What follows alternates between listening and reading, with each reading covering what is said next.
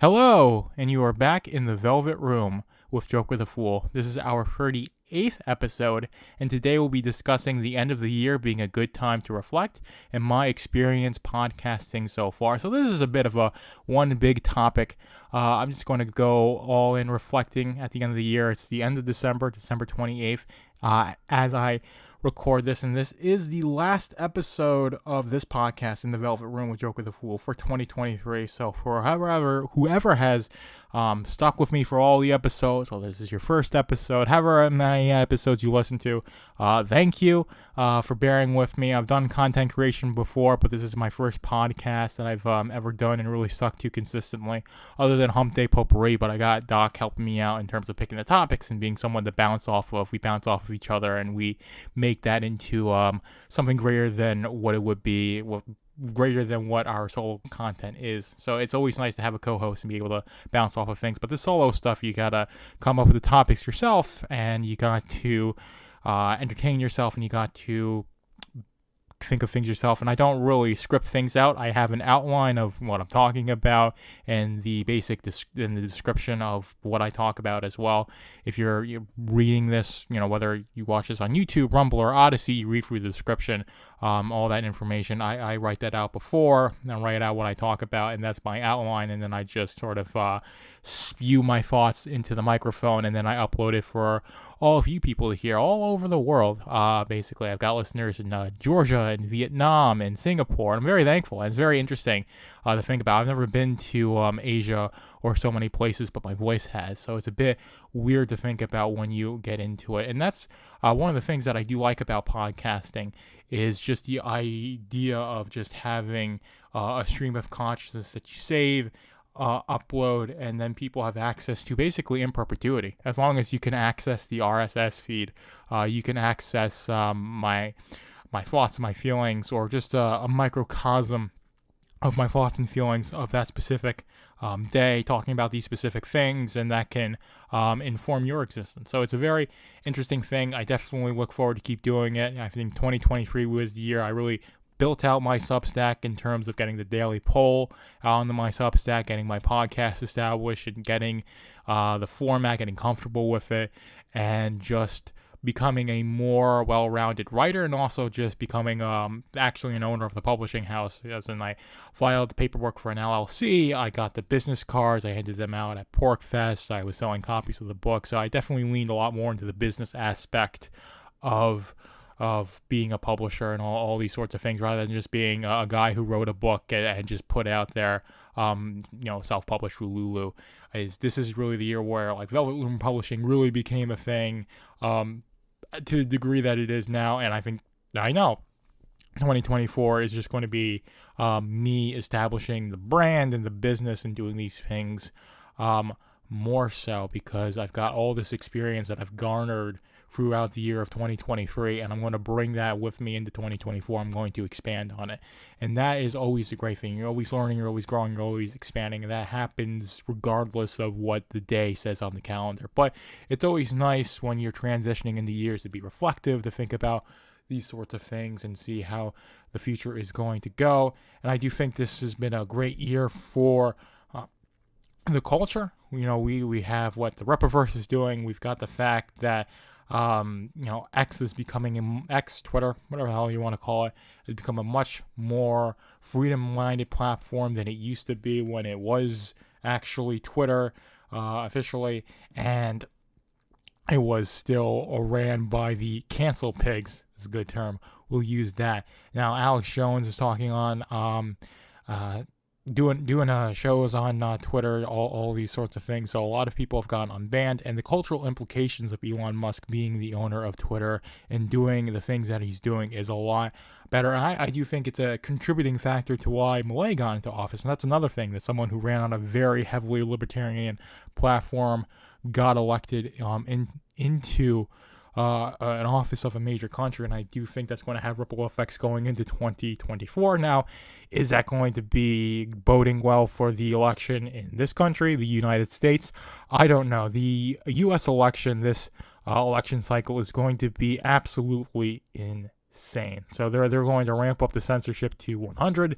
They're going to pull every dirty trick they have in the book to keep Biden or whoever the uniparty is going to run as the candidate to keep that person in office and keep a hold of the power over the federal government, because it's very important that the powers that be have complete and utter control of the federal government, because that's I guess the central aspect of where globalization is coming, especially from the West. So you've got the Western globalists and you've got the Eastern communist globalists, the BRICS party, and those are the two big factions, and they have very similar objectives for what they want the world to be. It's really just the flag that they're flying and some, I guess, personal things in terms of who gets to be sitting on the top of the throne, the globalist throne. But I'm against it all, very much against globalism.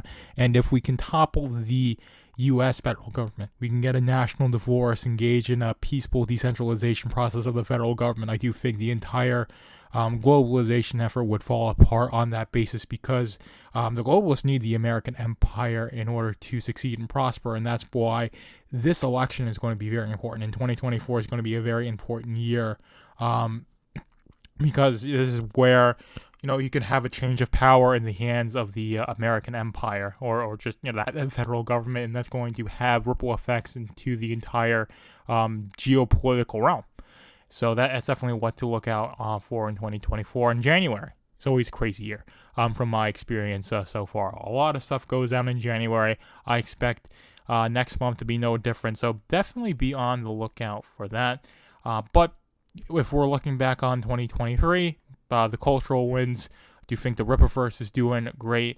And all the other people in the parallel economy doing the independent thing, but the Rippaverse, I definitely want to talk about that. You have ISIM 2, Alpha Core 1, those two books. It's definitely a much more built out company, and that's going to go even more so into 2024, and it's going to inspire and enable more people to do more things, because you have the mindset of, hey, if the Rippaverse can do it, the parallel economy is more legitimate, actually more of a thing, and more people are going to flock to it and be consumers and producers in the parallel economy, and that's just going to bolster it even more. And I do think it's going to keep happening in 2024, especially with how the internet is able to facilitate the parallel economy like never before, and that's going to be even more true in 24.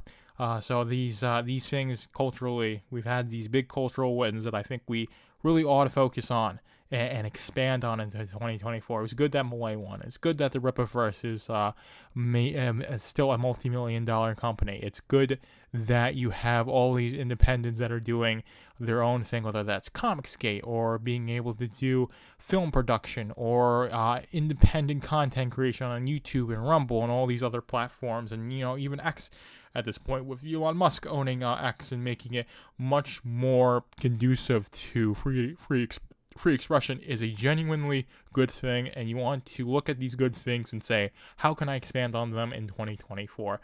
I definitely think that's what you should be doing, instead of swallowing the black pill and being all doomers and saying, well, inflation is so bad and the wrong guy is in office and the free letter agencies are going to do all this censorship nonsense in 24. That's all true to do, agree, especially the censorship nonsense that the feds, the free letter agencies, the intelligence community, whatever you want to call them, all that's going to get ramped up. I mentioned that, but I don't think it really matters if we can get more people to tune out that noise and be aware of just how corrupt the system is, and I think that's happening more and more so every day, especially since we're experiencing the end results of government incompetency, and it's just going to be harder and harder for people to ignore when you're paying an arm and a leg just to get groceries, where your rent is most of your income, if not all of your income at this point, with the way the cost of living is going on these days.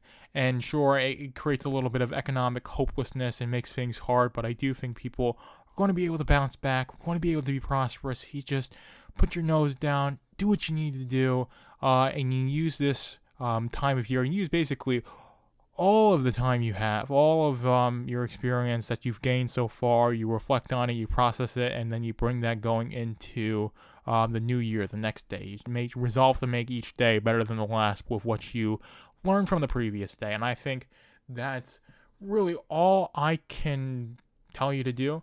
So again, Thank you so much for listening to this podcast. I didn't really have any topics to talk about. I could have pulled something out, but I wanted to say, this is a great time to reflect. It's the end of December. We're going into a new year.